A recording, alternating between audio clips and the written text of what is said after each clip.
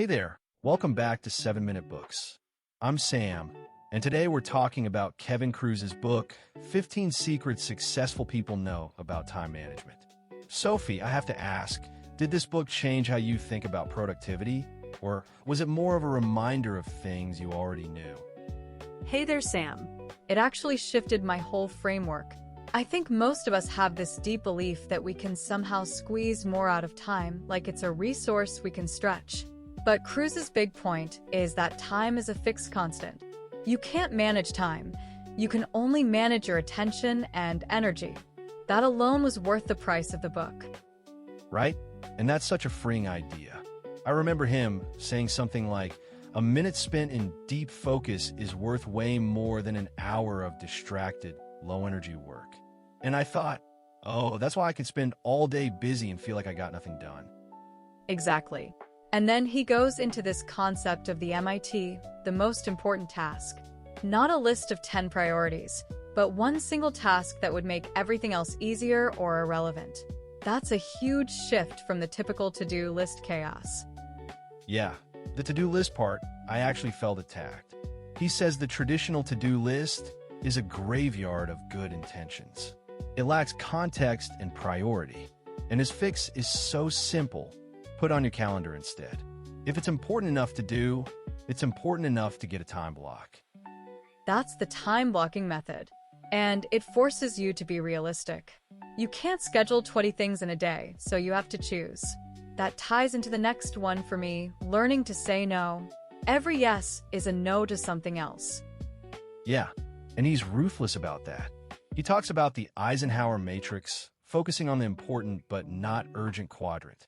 That's where planning and relationship building live. But to get there, you have to say no to the trivial stuff.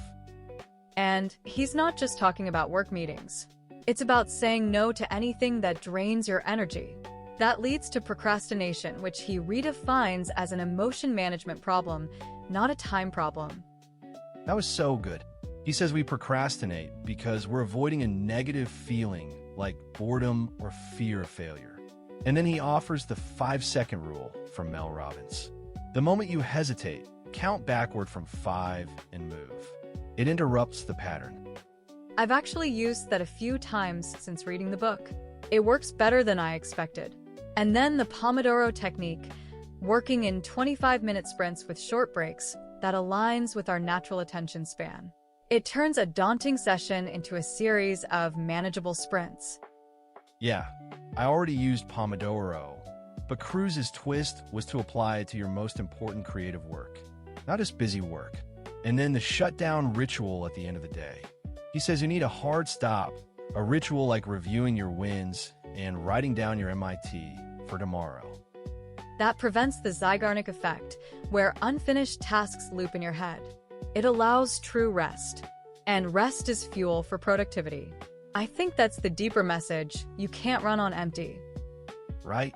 And he talks about meetings being the biggest killer of time. He suggests asking, do I really need to be in this meeting? I love that. And walking meetings or stand-up meetings to keep them short. Delegation is another huge one. If someone else can do a task 80% as well as you, delegate it.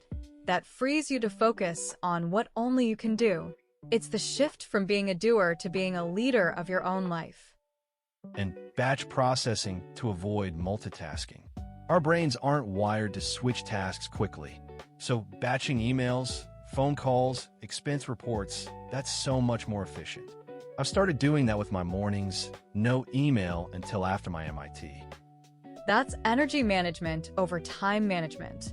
Kruse says your energy is your most valuable resource. So prioritize sleep, exercise, nutrition, and schedule your hardest work when your energy is highest. I now do my deep work in the morning and save admin for after lunch. That's great. And single tasking, one thing at a time with full attention. He says the feeling of being busy is often a form of laziness because you're avoiding the one difficult thing. Oof. To make that possible, he says design a distraction-free environment. Turn off notifications, close the door, use website blockers.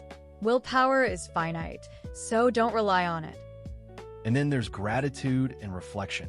That felt soft, but he says it prevents burnout and enables continuous improvement, reflecting on what worked and what didn't. The final secret is the most profound. Life is short. Not morbid, but liberating.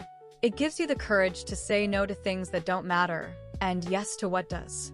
The ultimate secret is doing less, but doing it better. That's the takeaway I'm walking away with. Stop trying to do everything and focus on the few things that really count. It's simple, but it's hard to actually live. And if you want to go deeper, the whole library is over on 7minutebooks.com/app with over 6,000 fiction and nonfiction titles you can read or listen to in any language. It starts at $2.99 a month, $9.99 a year, or $19.99 once for lifetime access. So really, it's about choosing with intention how you spend your moments. That's the secret. We'll see you in the next one.